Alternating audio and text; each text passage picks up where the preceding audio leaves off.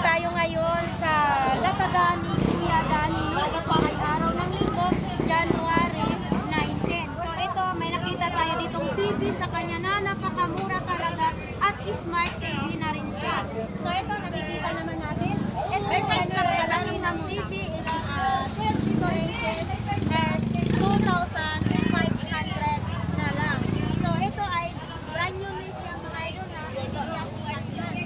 Mas marami dito, may mga Kaya TV mo?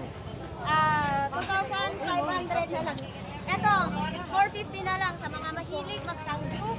Ito, saan yan? Sangyup po. Ito po.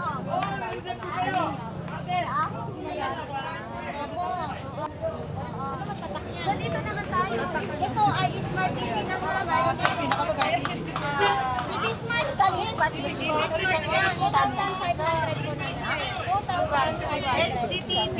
Yes, sobrang mura na po talaga yan. Kasi sa pwesto yan ay makuha ko na. So dito sa kanila, nagkasabaw po kayo.